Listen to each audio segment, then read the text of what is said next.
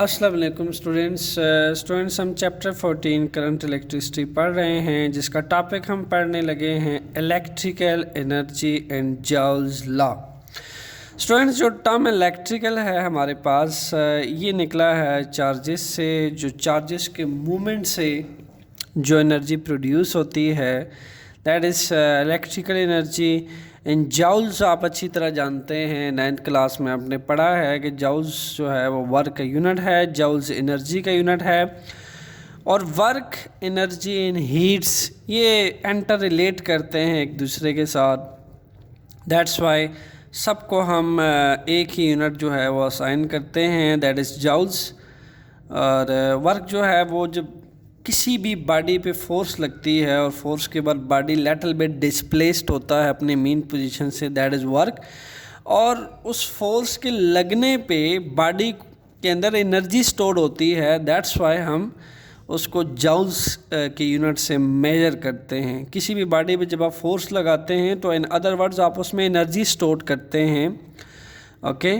तो that's why वो displace होता है उस एनर्जी को स्टोर करते हुए अपनी जगह से। तो दैट्स वाई हम जो उसको यूनिट असाइन करते हैं दैट इज़ जाउल्स।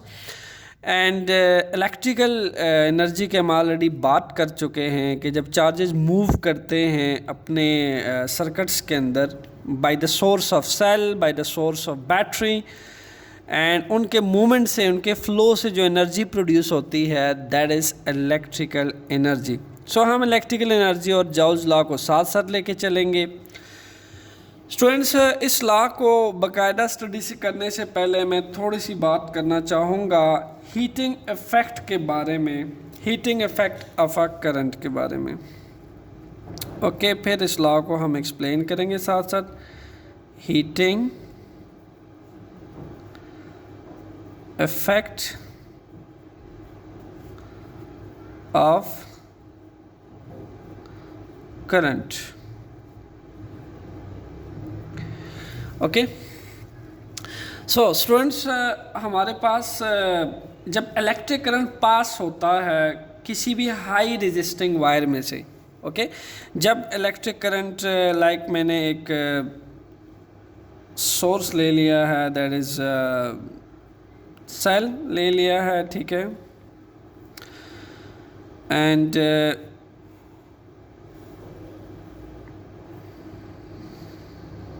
ये मेरे पास एक बैटरी है और हम ये मान लेते हैं कि जो वायर है that is nichrome wire, nichrome wire, okay. हाँ, नाइक्रोम वायर एक हाई रेजिस्टिंग वायर होती है।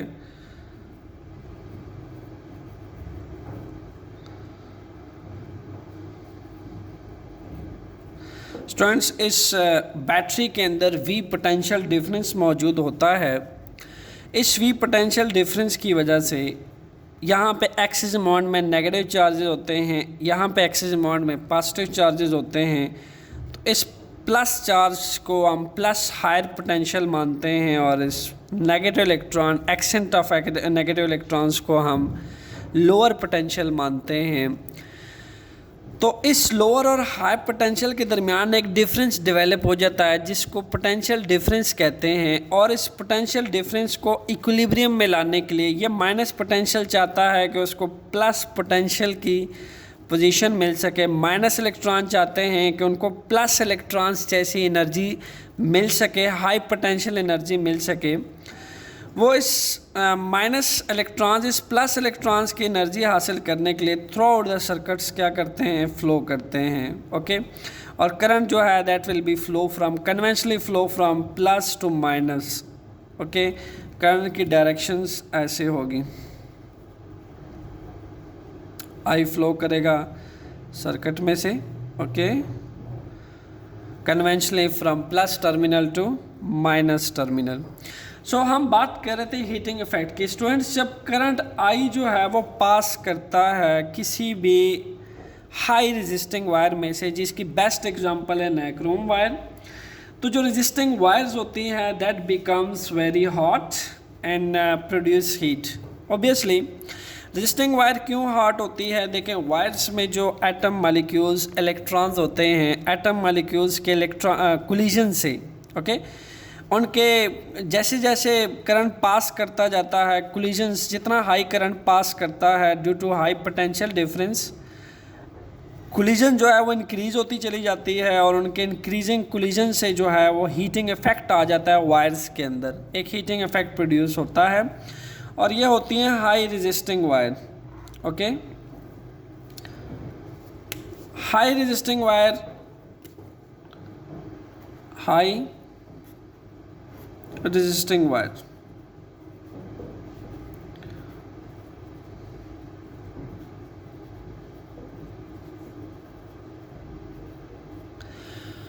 स्टूडेंट्स, हम ओम लॉ में पढ़ चुके हैं कि जैसे जैसे बैटरी का पोटेंशियल डिफरेंस बढ़ाते चले जाते हैं, पोटेंशियल डिफरेंस बढ़ाने से होता क्या है कि करंट आई किसी भी सर्किट के अंदर वो बढ़ता चला जाता है।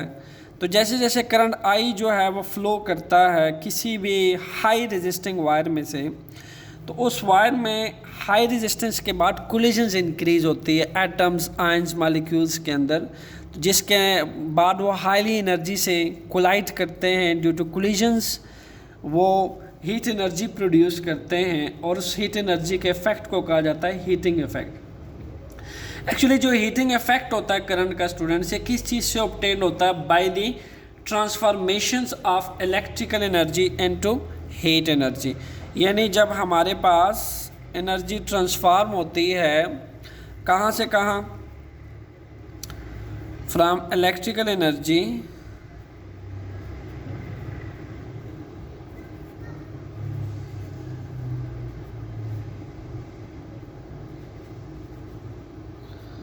Into heat energy.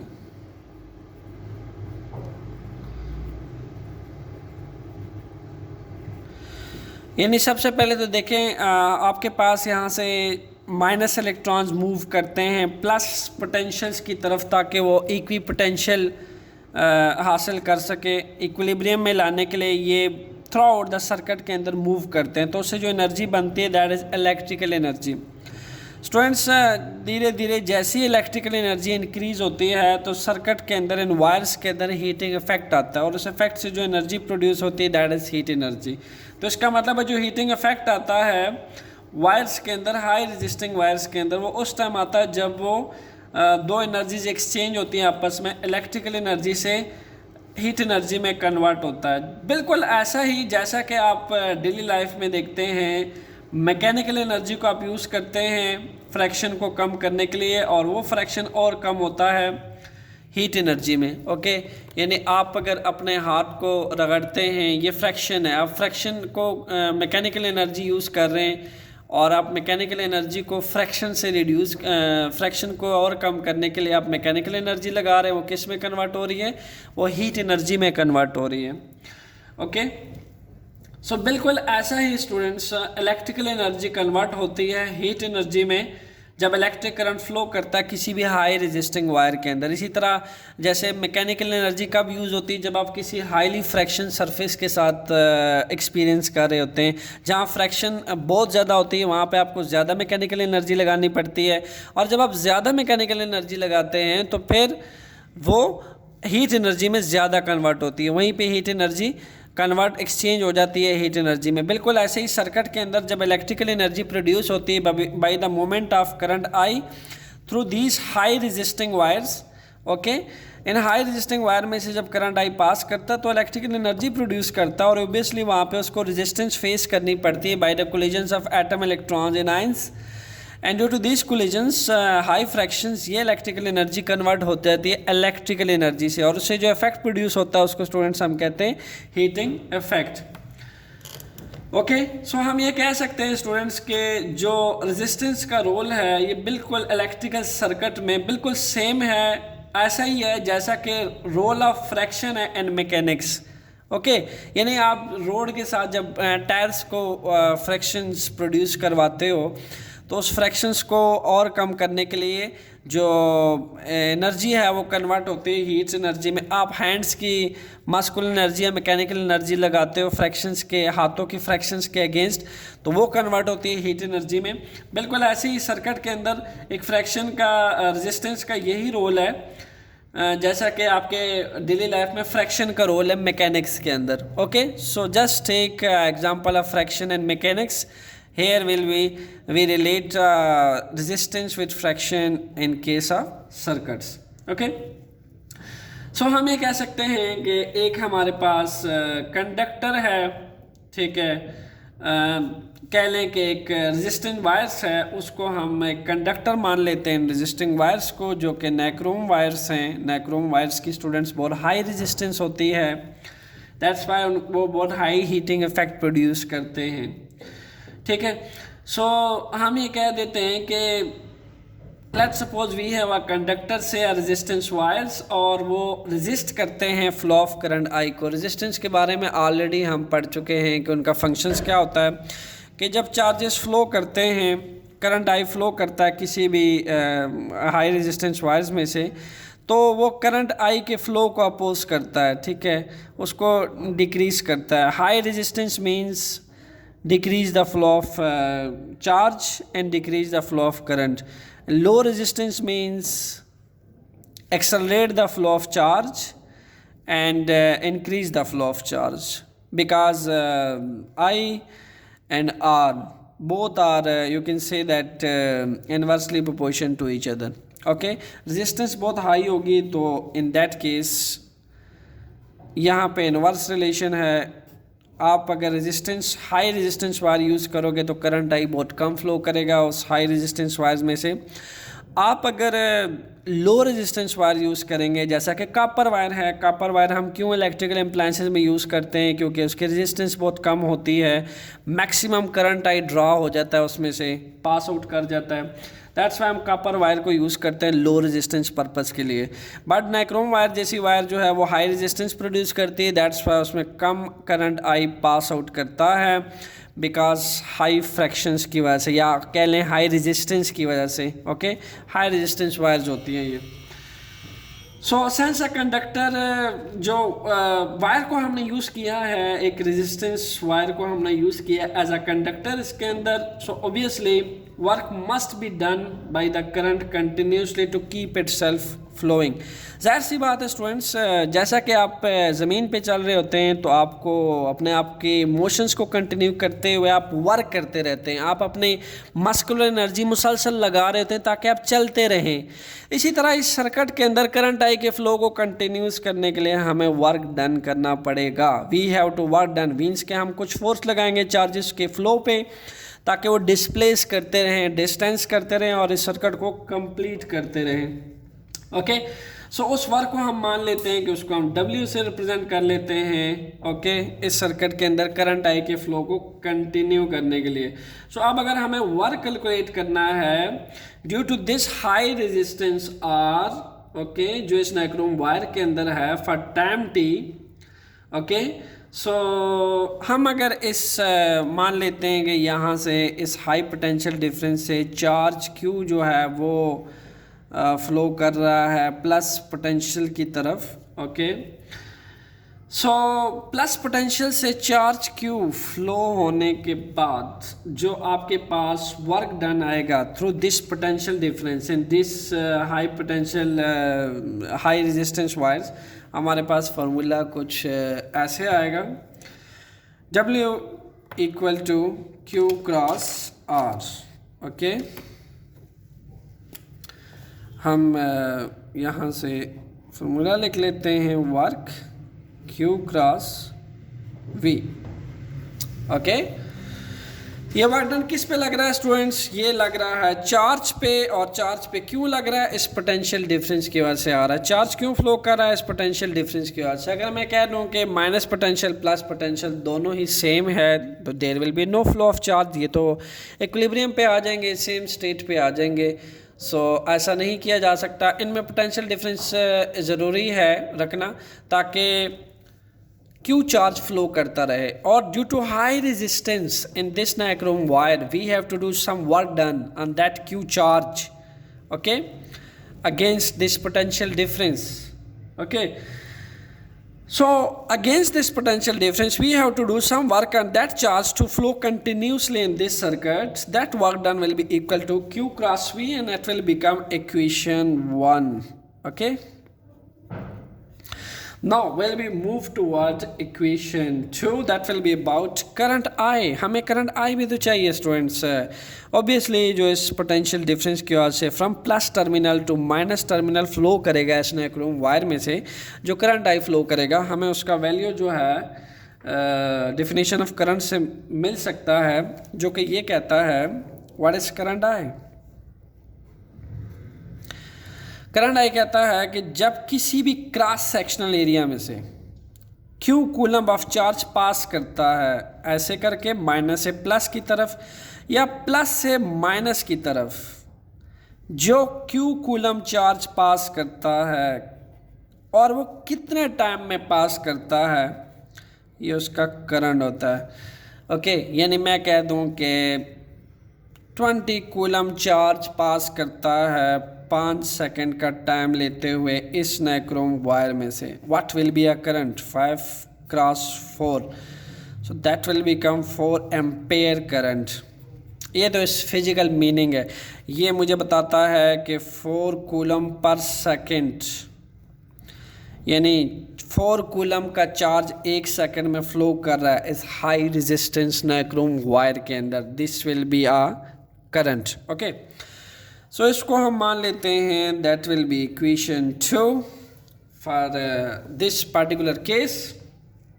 Okay, so हम अगर पोटेंशियल डिफरेंस को अब मान लें कि इसको हम कैलकुलेट करने में इंटरेस्टेड हैं, ओके, कि ये पोटेंशियल डिफरेंस कितना मौजूद होगा through this battery and nichrome wires, उसके लिए हमारे पास मौजूद है ohm law. According to ohm law,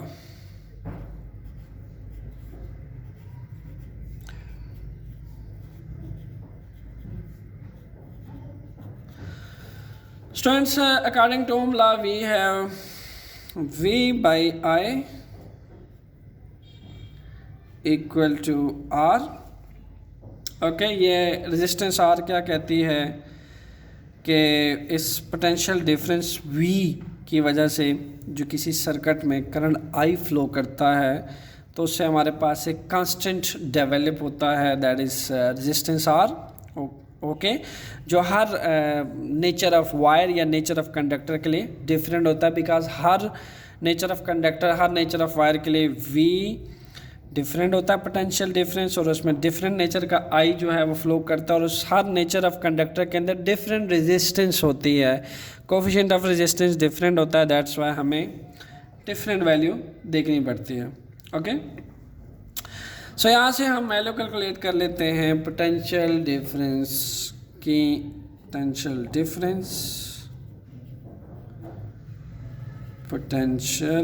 difference students, ये हमारे पास इक्वल है V equal to I cross R. Okay, so that will become equation 3.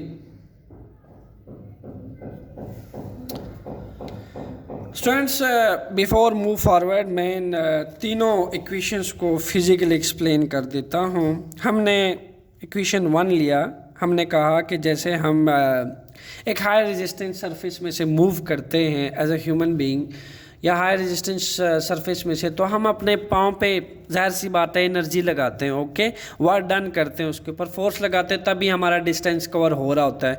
हम अगर पैरों को जंग कर दें और उस पर फोर्स न लगाएं तो ऑब्वियसली हम डिस्प्लेस नहीं कर पाएंगे. ऐसी चार्ज जब किसी हाई रेजिस्टेंस वायर में से मूव करता है तो उस पर हमें वर्क डन करना पड़ता है, उसको कंटिन्यूसली फ्लो करवाने के लिए through this high resistance wire and through this circuit. Okay, इसको कंटिन्यू करने के लिए हमें वर्क डन करना पड़ता है जो कि Q क्रॉस V के इक्वल होता है.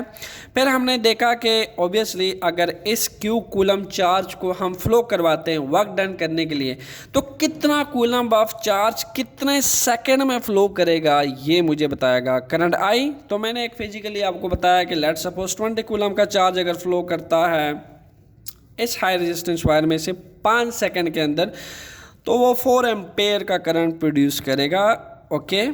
फिर हमने कहा कि अगर हम पोटेंशियल डिफरेंस देखना चाहते हैं इस हाई रेजिस्टेंस नाइक्रोम वायर के क्रॉस जो बैटरी लगाई है और इस वायर के क्रॉस, उसमें हमारे पास वैल्यू है V by I equal to R and potential difference कहता है V is equal to I R, okay, according to Ohm law. So next अब इन इक्वेशंस को, इन तीनों इक्वेशंस को जो हमने बना ली हैं, इनको आपस में कंबाइन करते हैं और एक रिलेशन बनाते हैं electrical energy in joules law के लिए, जिसको फिर हम कम बैक करेंगे और ये जो लिखा हुआ है इसको एक्सप्लेन करने की कोशिश करेंगे, okay. Just stay with me students. हमने 3 इक्वेशंस डेवलप की थी यहाँ पे। अब उसको पुट कर देते हैं। हमने जो स्टार्ट में फार्मूला लिखा था Q का, ओके, क्रॉस V W का, उसमें हम इक्वेशन 1 में पुट कर देते हैं। तो यहाँ पे हम लिख लेते हैं नाउ पुटिंग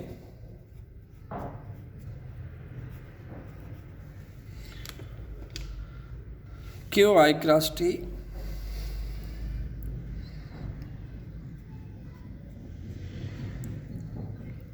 आप देखें जो इक्वेशन 2 है, अगर इसको आप फॉर्म करना चाहते हैं तो Q की आप वैल्यू निकाल सकते हैं। T डिवाइड हो रहा है, दूसरी साइड पे जाके मल्टीप्लाई हो जाएगा। Q will become I cross T, okay. आप चाहें तो ये वैल्यू भी Q के लिए, Q कूलम ऑफ चार्ज के लिए यूज़ कर सकते हैं, okay. So Q is equal to I cross T, that will be put in equation 1 and similarly and V is equal to I cross R will be put in equation 1, okay, and equation 1 we get. So after putting this value, students, what we will get? We will get W equal to I cross T cross I cross R, okay. So we will get W I square R cross T, okay. हम इसको ऐसे भी लिख सकते हैं combine करके, W is equal to I square R T. Students, हम इसको अब समराइज कर लेते हैं कि ये लॉ हमें क्या कहता है और इसका मतलब क्या है। एक्चुअल में ये जो फार्मूला है ये हमें हीट प्रोड्यूस करने की, जाउल्स में हीट प्रोड्यूस करने की कम्बिनेशन देता है। ऑब्वियसली जब हम वर्क डन करते हैं, W वर्क डन करते हैं किसी भी कूलम चार्ज के कंटिन्यू फ्लो के लिए सर्किट के अंदर, जब हम वर्क डन करते हैं तो उसके अंदर हीटिंग इफेक्ट आता है और ऑब्वियसली दोनों के मेजरमेंट का स्केल एक जैसा, दोनों को हम जौल में ही मेयर करते हैं। दैट्स वाई स्टूडेंट्स हम W को रिप्लेस कर सकते हैं हीट प्रोड्यूस से, यानी H से। यहाँ पे W को रिप्लेस किया जा सकता है H से, क्योंकि यही W वर्क डन जो कूलम चार्ज पे होता है अगेंस्ट द फ्रैक्शन कंटिन्यूस करने के लिए, यही वर्क डन एक जौल की फॉर्म दे देता है और ये इक्वल हो जाता है आई स्क्वेयर आर टी, ओके। ये हमारे पास फाइनल इक्वेशन आ जाती है और इस इक्वेशंस को हम मानते हैं कि ये आपके पास जॉल्स लॉ है स्टूडेंट्स। और इसको अब हम देख लेते हैं कि किस किस पे फैक्टर्स पे ये हीटिंग प्रोड्यूस, ये वायर जो है हीट प्रोड्यूसिंग वायर किस किस फैक्टर पे डिपेंड करता है। स्टूडेंट्स, इसका फर्स्ट फैक्टर है स्क्वायर ऑफ करंट पे डिपेंड करता है, स्क्वायर ऑफ करंट,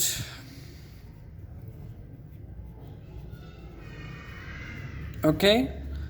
नंबर 2 इसकी डिपेंडेंस है resistance of wire,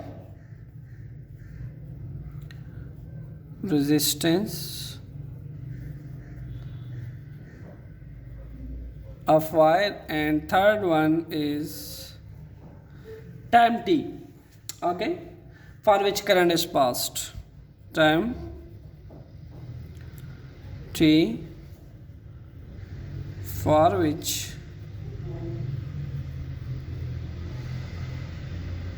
current is passed.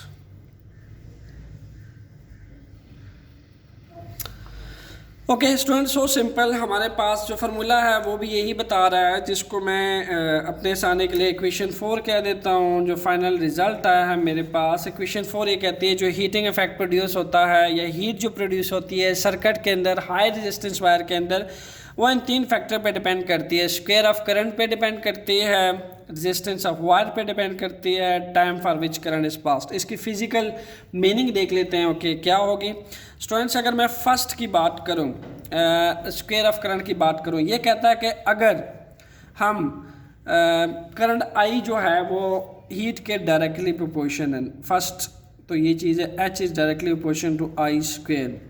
H is directly proportion to I square का स्टूडेंट्स मतलब ये हुआ कि अगर हम डबल करते करंट को हम बढ़ाते हैं सर्किट्स के अंदर या कंडक्टर के अंदर, तो होगा क्या? हीट जो है वो 4 टाइम ज़्यादा इंक्रीज करेगी। ओके, ये कैसे पता चला? इसमें आप वैल्यूज पुट कर दें। अगर मैं करंट को डबल करता हूँ, ट्वाइस करता हूँ, ठीक है, मैं चाहता हूँ कि सर्किट के अंदर दुगना करंट फ्लो करे, तो होने क्या वाला है? यही करंट जो है हीट की वैल्यू को 4 टाइम बढ़ा देगा, हीटिंग इफेक्ट को 4 टाइम इंक्रीज कर देगा। इससे हमें क्या पता चला कि जैसे जैसे हम करंट आई की वैल्यू बढ़ाते चले जाएंगे सर्किट्स के अंदर heating effect students twice increase करेगा, दुगना। ओके, यानी आप 2 गुना बढ़ाएंगे वो 4 गुना बढ़ेगा हीटिंग इफेक्ट। इसी तरीके से रेजिस्टेंस के साथ इसका क्या रिलेशन है? रेजिस्टेंस के साथ आप रिलेशन ये है कि हीट और रेजिस्टेंस एक दूसरे के वंस अगेन डायरेक्टली प्रोपोर्शन है। ओके, अगर तो आप रेजिस्टेंस जो है यानी हाई कंडक्टर रेजिस्टेंस लेते हैं, जिनकी रेजिस्टेंस बहुत ज़्यादा होती है, जैसा कि मैंने अपने केस में नाइक्रोम वायर लिया था। ओके, नाइक्रोम वायर एक हाई रेजिस्टेंस वायर होती है। मैं अगर इसी सर्किट के अंदर कॉपर वायर लेता तो कॉपर वायर की बहुत लो रेजिस्टेंस होती है। लो रेजिस्टेंस वायर या लो रेजिस्टेंस कंडक्टर्स के अंदर केस में क्या होता है, हम अगर रेजिस्टेंस लो रखते हैं तो हीट भी कम प्रोड्यूस होती है, हीटिंग इफेक्ट भी कम आता है उसके अंदर।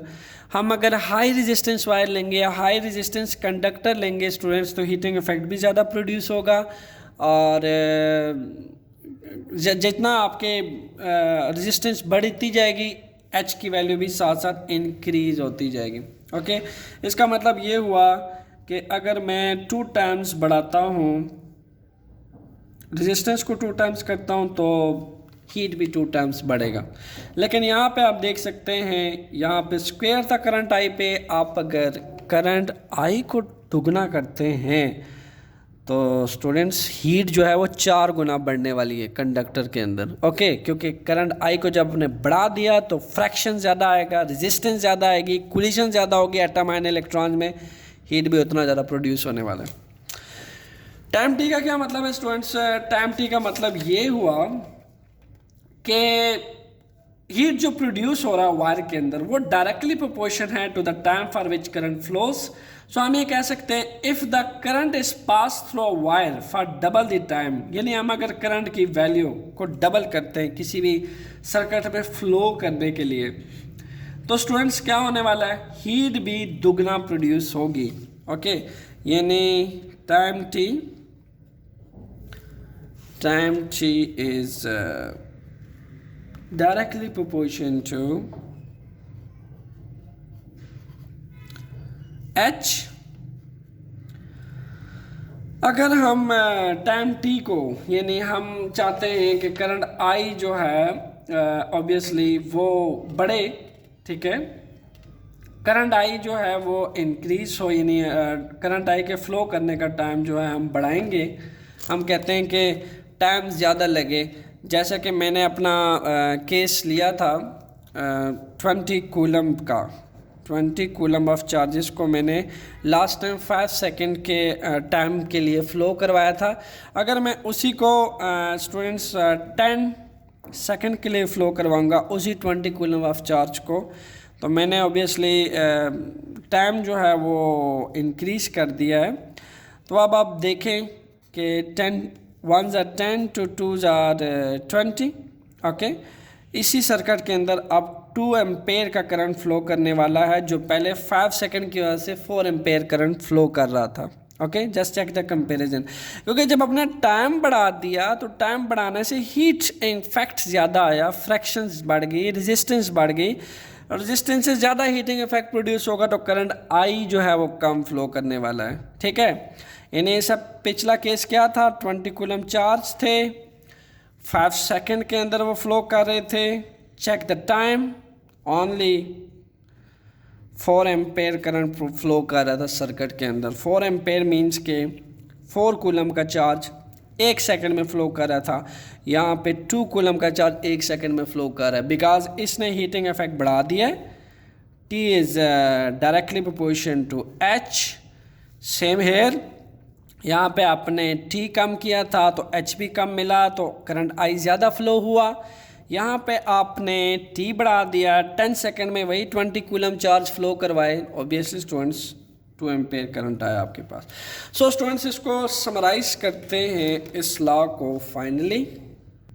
इसीलिए स्टूडेंट्स हमने लिख रखा है जाउस लॉ क्या होता है, the amount of heat generated in a resistance, amount of heat generated on this resistance nichrome wire, on this high conducting resisting wires. Okay, due to flow of charges in charges coulomb Q coulomb of charge के flow होने की वजह से ये equal होगा किस चीज़ के, that will be equal to square of current I, resistance R and time T. यानी हमारे पास जो हीट है that will be equal to H equal to I square R T.